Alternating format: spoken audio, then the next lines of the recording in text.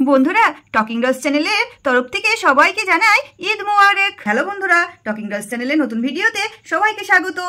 আজকে আমাদের talking dolls পরিবারে ঈদ উৎসব চলছে, তো স্কিপ না করে সম্পূর্ণ ভিডিওটি দেখতে থাকো। তো আমাদের ঈদ উৎসব কেমন হলো সেটাই দেখতে হবে। এদিকে তো শিরিনের মা সেজে গুজে রেডি হয়ে আছে। এবার কি বলছে আমরা শুনে নিই।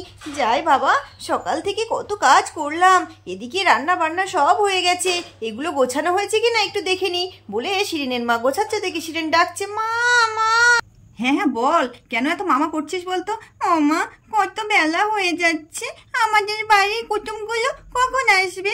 এই তো বাবা এলো বলে, এ তোরও সবুজ হয় না কো। ওই দেখ কে আসছে। ব্যাপার, আমাদের শিরিন তো খুব পটপট করে কথা বলছে। কি সমস্যা হয়েছে না শিরিনের?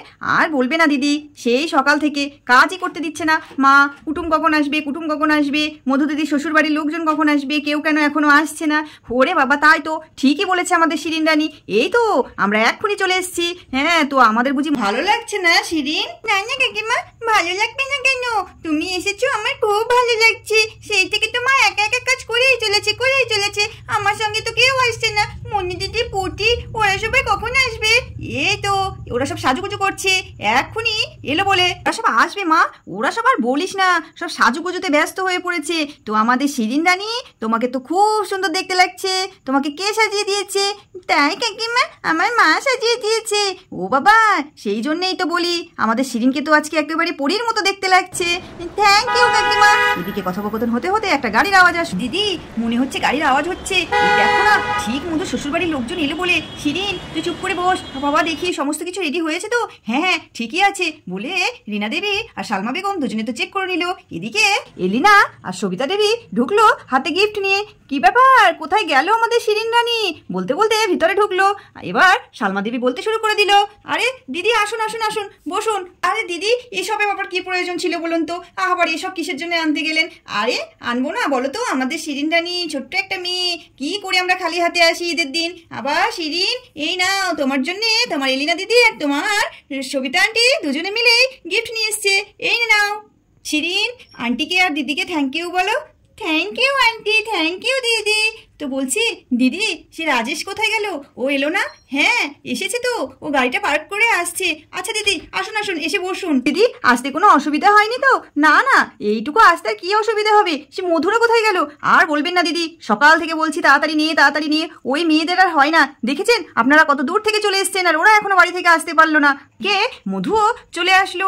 এ বাবা, আমার দেরি হয়ে গেল, সরি মা। ও এদিকে তো দেখছি আন্টিরাও চলে এসছে। আচ্ছা ঠিক আছে, আমি আসছি। শিরিন, কিরে বাবা, তোকে তো দেখতে খুব সুন্দর লাগছে। কই দেখি, এই নে তোর জন্য একটা গিফট নিয়ে এসেছি, দেখিস তোর পছন্দ হয় কিনা। থ্যাংক ইউ দিদি। ও জামাই বাবু, রাজেশ চলে এসছে। Hello aunty. তুই ভালো আছো বাবা? হ্যাঁ হ্যাঁ ভালো আছি, আপনারা ভালো আছেন তো? এদিকে মা বেগমের দিকেও জামাই বাবা জীবন এগিয়ে গেল। ভালো আছেন আন্টি? হ্যাঁ বাবা ভালো আছি। এসো যাও, ওই চেয়ারে গিয়ে বসো। মধুও গিয়ে চেয়ারে ওদের সঙ্গে বসে পড়লো। একে একে তো শিরিনদের বাড়িতে সবাই চলে এসছে। এদিকে মুন্নিরাও চলে আসলো। কি রে শিরিন, তুই কি করছিস? বসে আছিস? তোকে তো খুব সুন্দর দেখতে লাগছে আজকে। তাই বলছি মুন্নি দিদি, তোমাকেও খুব সুন্দর লাগছে। Thank you. বনি দিদি আর চন্দনা দিদি আসবে না? হ্যাঁ ওই তো ওরা পেছনে আসছে বলে মুন্নিরাও গিয়ে বসে পড়লো। বনি চন্দনাও তো গিফট নিয়ে হাজির হয়ে গেছে। এই শিরিন, এই দেখ তোর জন্য গিফট নিয়ে এসছি। ওরে বাবা, সব পাকা পাকা বুড়িরা আবার গিফট নিয়ে আসার কি দরকার ছিল? এগুলোর কিছু দরকার ছিল না, এসব গিফট আনতে হবে না। গিফট নিয়ে এসছে তো কি হয়েছে? তুমি ওইরকম কেন বলছো? তুমি না গো, তুমি তো আমার বার্থডেও করো না, ঈদের সময় আমার জন্য গিফট নিয়ে এসছে বলে তুমি ওইরকম বলছো কেন? তুমি কেমন বলছে দেখো, ওইরকম বলতে হয় না মা। আচ্ছা বনি চন্দনা তোমরা বসো। দিদি চলেন তাহলে, সবাই তো চলে এসছে, এবার খাবার দাবারগুলো নিয়ে আসি। সবাই শুধু মুখে কি বসে থাকবে? হ্যাঁ চলো দুজনে মিলে খাবারগুলো নিয়ে আসি। আরে বাবা, এই তো এলাম সব। আরে এক্ষুনি এসে খাওয়া করলে হবে? এসো, না হলে একটু গল্প করি। হ্যাঁ দিদি, বাচ্চারা সব এসছে, শুধু মুখে গল্প করলে হবে? বসেন আপনারা, আমি এক্ষুনি গিয়ে খাবারগুলো নিয়ে আসি। চলো দিদি চলো বলে এদিকে রীনা দেবী আর সালমা বেগম দুজনে মিলে খাবার আনতে রান্নাঘরের দিকে চলে গেল। সালমা বেগম এক এক করে খাবারগুলো আনতে শুরু করে দিয়েছে, বলে টেবিলের উপরে রেখে দিল। দেবী আর সালমা বেগমের খাবারগুলো তো সব দিয়ে রেডি করে দিয়েছে। এদিকে বাচ্চারা কিছু বলতে শুরু করে দিল, পুটি বলতে শুরু করে দিল। ই বাবা, খাবারগুলো কি লোভনীয়, আমি তো এরকম খাবার এর আগে কোনোদিন খাইনি।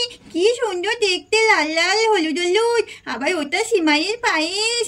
ও আমার তো জিভে জলে চলে আসছে। এই পুটি, চুপ কর তো তুই। তোর না যে কোনো খাবার দেখলে তো জিভে জল চলে আসে। চুপ করে বস না। ছি, লোকে নিন্দে করবে না। কে সেদিন বলতে শুরু করে দিল। না না দিদি, নিন্দে হবে কেন? তোমাদের জন্য তো করেছে। তোমরা সবাই মিলে খাও। এই রে নি, এই যে নি, এই লতা পুটি, তোরা সবাই মিলে খা। এই সেদিন ওই সাদা সাদা ওখানে ওই প্লেটে আছে, ওগুলো কি রে? ও বাবা, এগুলো এগুলো তো আতপ চালের আটার রুটি, তোমাদের জন্যই নিয়ে এসেছি।